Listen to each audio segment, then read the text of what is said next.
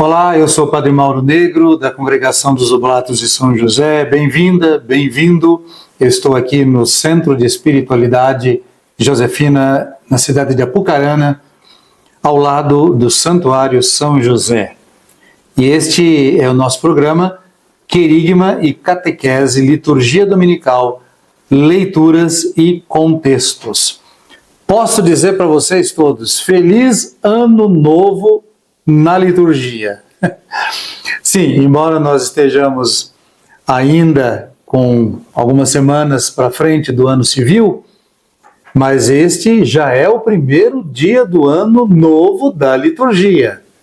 Significa que novas lições, como são chamadas as leituras que a gente encontra da Sagrada Escritura no lecionário, novas lições, novas informações, novas inspirações vão chegar para nós e sempre serão coisas novas, sempre.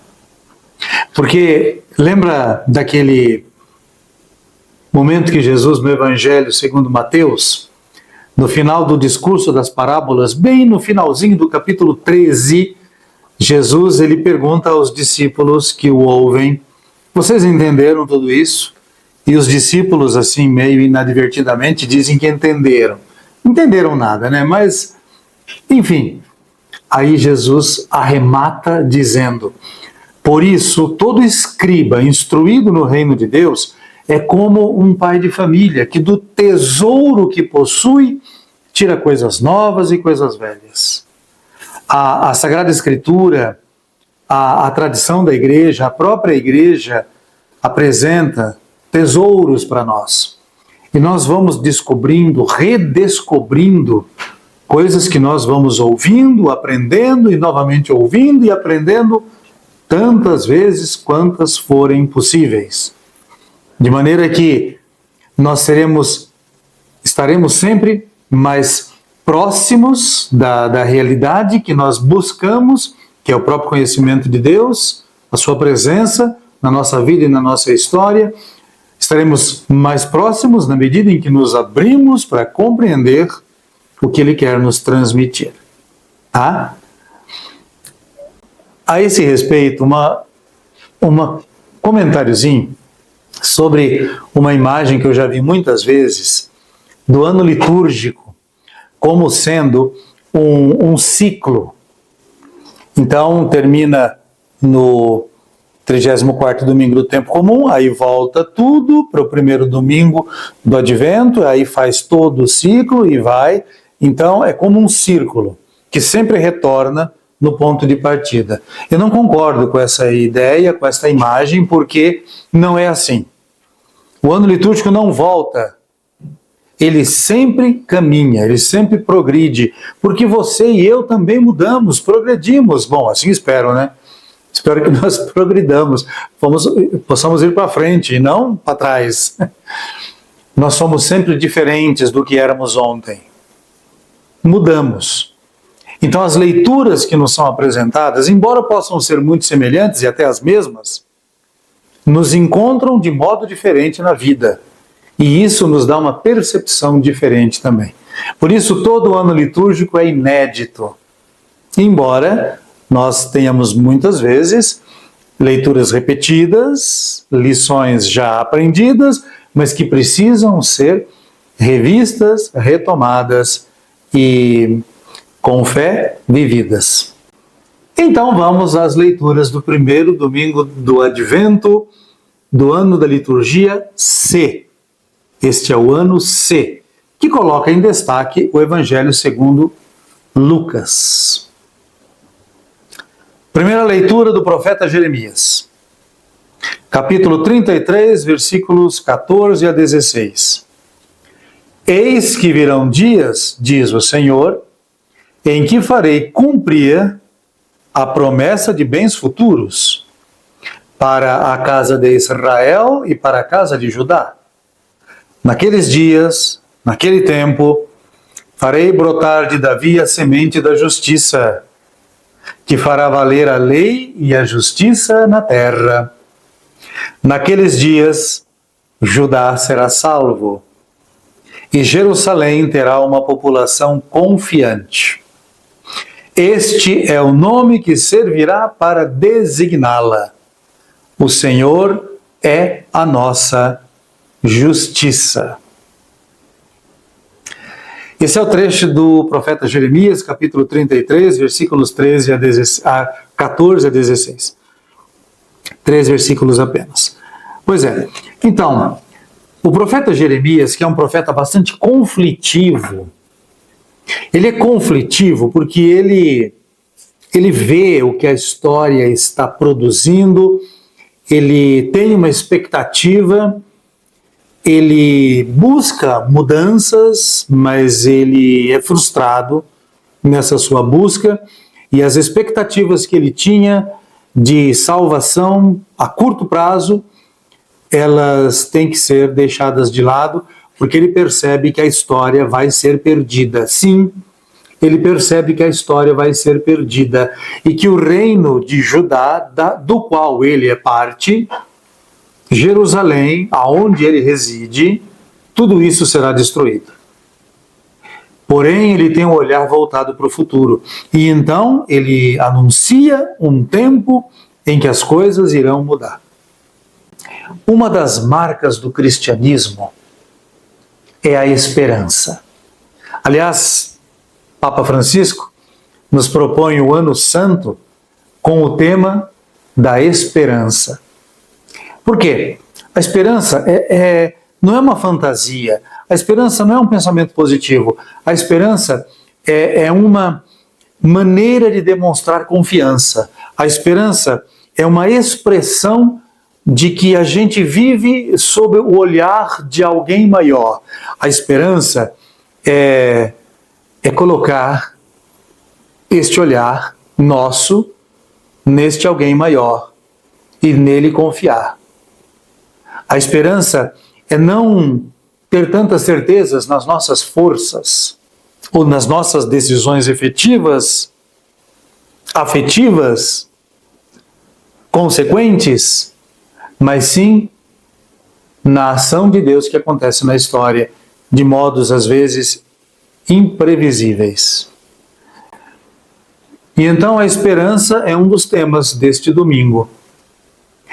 Mas aqui aparece a palavra justiça, indicada para Deus. O Senhor é a nossa justiça. Justiça não é fazer o que diz a lei. Justiça não é vingar algo errado que foi feito. Justiça não é ir à forra. Não é desforrar. A justiça não é fazer tudo de maneira correta. Não. Embora a justiça muitas vezes seja confundido com isso tudo que eu falei, justiça na realidade é estar na presença de Deus. A justiça, que é o próprio Senhor, é a ação do homem que está, da mulher que estão na presença de Deus. Mulher e homem na presença de Deus, sob o seu olhar, e não sobre os cálculos humanos. Isso não é fácil, não é nada fácil, mas é o que a palavra nos apresenta aqui. E o profeta anuncia bens futuros para a casa de Israel. Ele anuncia 6 séculos antes de Cristo, bens futuros para o povo da aliança. E nós, no Natal, recebemos o bem que agora é real entre nós. Jesus Cristo, que nasce como ser humano, para crescer como ser humano, para morrer como ser humano, para ressuscitar glorioso e nos dar a esperança também da salvação. Mas tudo isso acontece por causa da encarnação, celebrada no tempo do Advento. Por isso, nós oramos no Salmo 25, um salmo de gratidão, de confiança, sobretudo, cujo refrão é: Senhor meu Deus, a vós elevo a minha alma. E quando se fala alma, não se fala só de um princípio interior espiritual. Se fala de confiança, se fala de esperança, se fala de inteligência, de sentimentos, de tristezas e alegrias. Senhor, a vós elevo a minha alma. E diz assim: mostrai-me, ó Senhor, vossos caminhos, e fazei-me conhecer a vossa estrada. Vossa verdade me oriente e me conduza, porque sois o Deus da minha salvação. O Senhor é piedade e retidão, e reconduz ao bom caminho os pecadores. Ele dirige os humildes na justiça, e aos pobres ele ensina o seu caminho. Verdade e amor são os caminhos do Senhor, para quem guarda sua aliança e seus preceitos. O Senhor se torna íntimo dos que o temem e lhes dá a conhecer a sua aliança. Um belo salmo que alterna imagens de relacionamento pessoal, imagens de expectativas para com Deus, imagens que alimentam a nossa confiança. Afinal, a confiança é um dos traços da esperança. Caminham juntas, certamente. E agora vamos ver o evangelho deste primeiro domingo do Advento. É o evangelho segundo Lucas, capítulo 21, versículos 25 a 28 e depois 34 a 36. Este texto, neste capítulo, é de gênero apocalíptico. Lembra que eu falei no último domingo a respeito do gênero literário bíblico chamado Apocalipse? Que não é só o livro do Apocalipse, tem outros textos. E um pouco como que ele vê o mundo, a história, as pessoas, a ação de Deus. Então, é uma maneira carregada de dizer, gente, cuidado, mais uma vez eu vou dizer, já falei domingo passado, no 34º domingo, cuidado com as ameaças feitas com relação a fim de mundo. Sim, nós estamos no fim de mundo. Desde que o mundo começou, nós estamos caminhando para o fim do mundo. Como que ele vai ser, nós não temos ideia, podemos até ter ideia, mas não temos certeza. É como o nosso fim pessoal. Nós sabemos que vamos terminar nesta história e neste mundo. Mas como que vai ser? Nós não temos controle. Então, rejeite tudo aqui, mas tudo mesmo, inclusive de natureza religiosa, que dizem a respeito de fim de mundo. Porque, normalmente, esses argumentos são utilizados para controlar as pessoas. O que nós temos que fazer? Viver bem o momento que nós estamos vivendo, procurando organizar o mundo que está ao nosso redor. Porque, pessoal, existe uma lei física que se chama entropia. Sabe o que é a entropia? É o fato de que, na natureza, tudo desagrega. Você já fritou ovo? Já. Espero que sim. Tenta fazer assim, quebra o ovo para jogar na frigideira, aí, não, eu não quero mais fritar o ovo não, eu vou fazer ele cozido. Tenta pegar o ovo que você acabou de jogar na frigideira e reconstituí-lo. Você consegue? Imagina que você está tomando café, e aí você coloca o açúcar e mexe com a colherinha.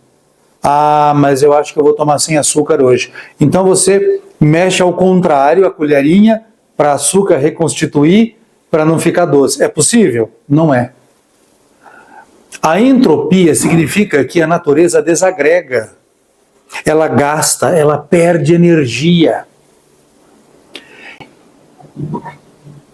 Se tudo perde energia, se tudo se gasta, se tudo se decompõe, também a história, também as pessoas, também a nossa civilização.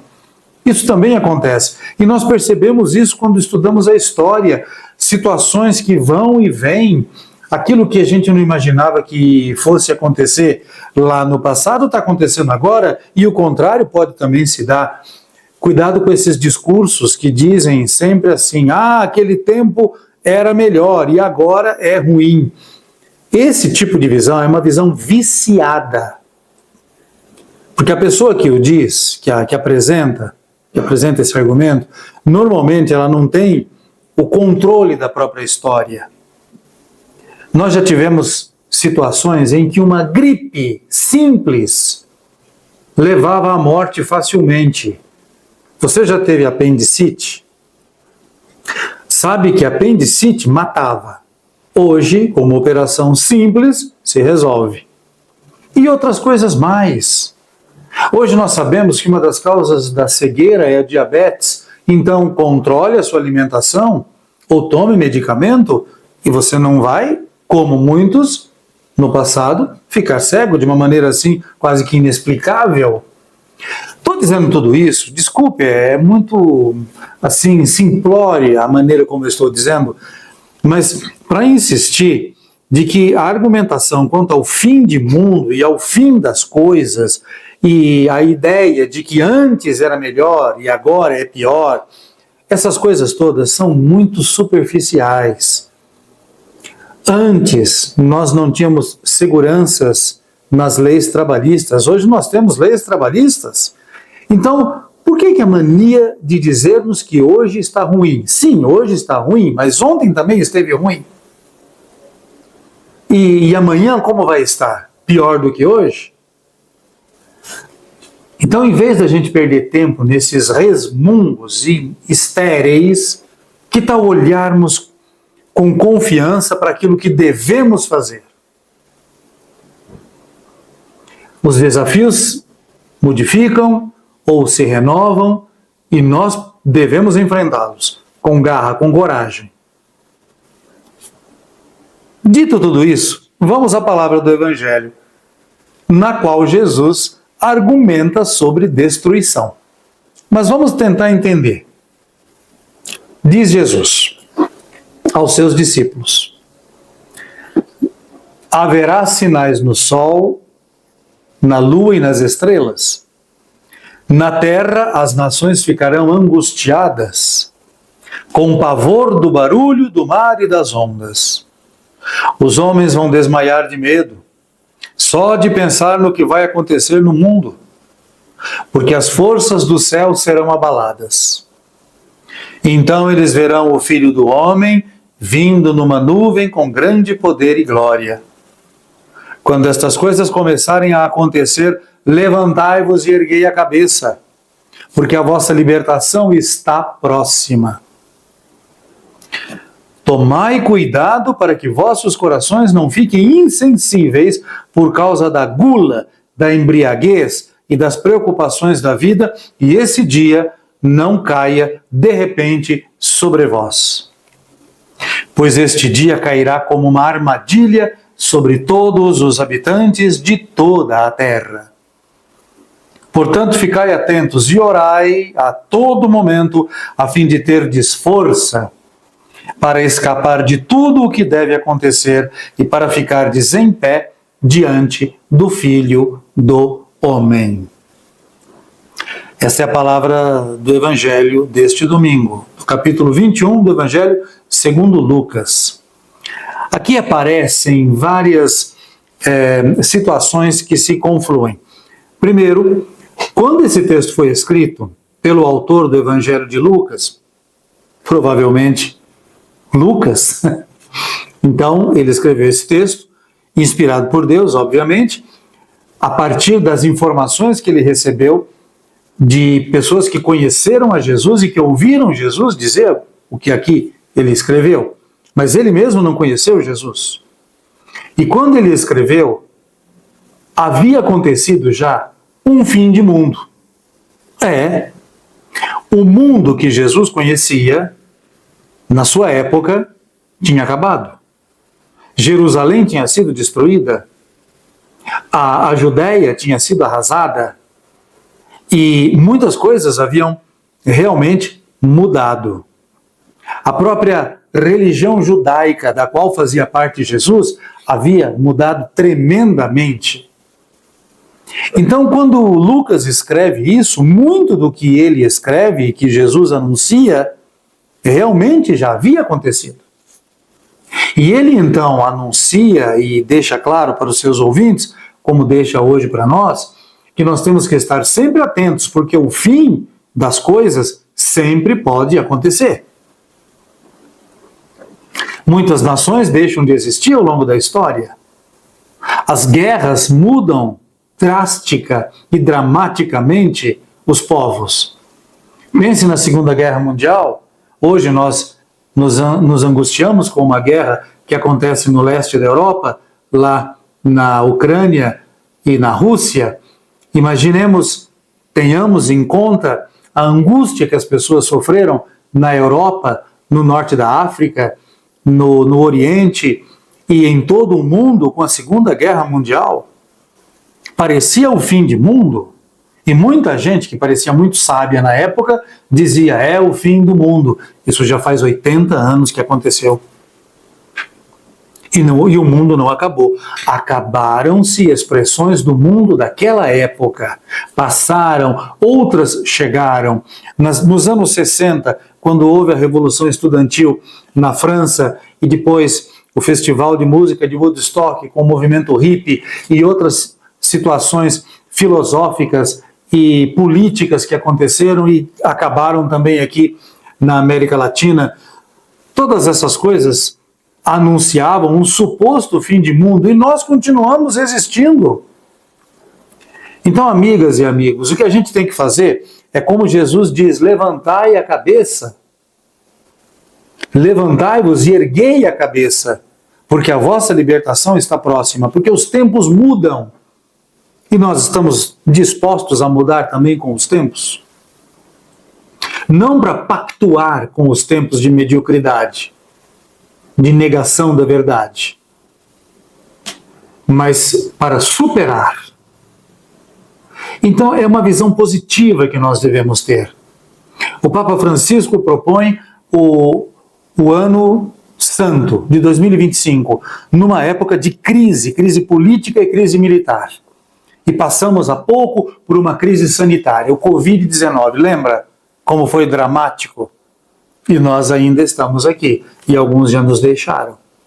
Nós continuamos. Então, erguei-vos, levantai a cabeça, a libertação está próxima. E a história continua. Esses 2 primeiros domingos do Advento, primeiro e segundo, vão falar muito de fim de mundo. Para que nós estejamos atentos, porque o nosso mundo passa. E nós devemos nos adaptar aos novos mundos que virão, às novas situações, aos desafios. E os 2 outros domingos, o terceiro e o quarto, preparam para a vinda de Cristo. A vinda que já aconteceu uma vez. A vinda que nós celebramos no Natal. Ainda no primeiro domingo do Advento, que é o que nós estamos vendo agora, a leitura, a segunda leitura, que é do livro da carta de São Paulo, a primeira, aos Tessalonicenses. Ouçamos o que ele diz no capítulo 3, versículo 12, ao capítulo 4, versículo 2. Irmãos, o Senhor vos conceda que o amor entre vós e para com todos aumente e transborde sempre mais, a exemplo do amor que temos por vós. Que Ele assim confirme os vossos corações numa santidade sem defeito aos olhos de Deus, nosso Pai, no dia da sua vinda ou no dia da vinda de nosso Senhor Jesus, com todos os seus santos. Enfim, meus irmãos, eis o que vos pedimos e exortamos no Senhor. Aprendestes de nós como deveis viver para agradar a Deus e já estáis vivendo assim. Fazei progressos ainda maiores. Conheceis de fato as instruções que temos dado em nome do Senhor Jesus. É palavra de Paulo na primeira carta aos Tessalonicenses e ele exorta os seus ouvintes. Vocês já conhecem a palavra, vocês já sabem como devem viver. O que lhes falta para realmente viver assim? Então, em vez da gente ficar horrorizado com o fim do mundo e ameaçando os outros com essa ideia, que tal nós olharmos para nós mesmos e fazermos uma séria, uma consequente autoavaliação e nos coloquemos na presença de Deus, na presença de quem realmente amamos e nos ama, e vamos retomar o caminho da verdade, o caminho da justiça, o caminho da santidade, superando mágoas, superando tristezas, rancores. Eu sei que é difícil, talvez é até impossível do ponto de vista humano, mas com a graça de Cristo isso pode ser realmente, inspirados pelo Espírito, isso pode ser ultrapassado. Sim, não quer dizer que porque eu perdoei alguém, eu agora vou conviver com aquela pessoa como se nada tivesse acontecido. Não, o temperamento da gente é o temperamento da gente. Se não dá certo, não dá certo e acabou. Sejamos realistas. Não criemos fantasias, ilusões. E eles viveram felizes para sempre, sendo absolutamente distintos um do outro. Mas nós podemos sim criar a concórdia e tolerar as diferenças. É um princípio para termos sabedoria e podermos viver em paz. Senão a vida é insuportável. Pense um pouco. Então, amigas e amigos, vamos trazer o advento e toda essa realidade de mundo que acaba e que recomeça. Vamos trazer tudo isso para a nossa realidade e não ficar vendo coisas extraordinárias aqui, ali e acolá. Não caiam nessas falácias, nessas coisas que são para nos colocar medo, insegurança. Já basta a insegurança que nós temos quando saímos na rua à noite e nos sentimos desprevenidos e desprotegidos. Já basta esse tipo e outras inseguranças, como quando eu clico em algum link que me parece muito seguro e de repente é um vírus no computador que me rouba senhas e outras coisas mais. Olha quantas coisas que os nossos pais e avós não tiveram, mas nós temos. E aqueles que virão depois terão outros desafios. Vamos viver bem os nossos desafios agora, porque esse mundo também vai passar. E com confiança nós vamos chegar na eternidade. Quando vai ser? Eu não sei. Mas eu acredito. E essa confiança me faz ainda viver. Tomara que nós entendamos um pouco isso tudo. Eu sou o Padre Mauro Negro, da Congregação dos Oblatos de São José, e falo aqui do Centro de Espiritualidade Josefina, em Apucarana, Paraná. No Querigma e Catequese, Liturgia Dominical, Leituras e Contextos. Desejo a você graça e paz.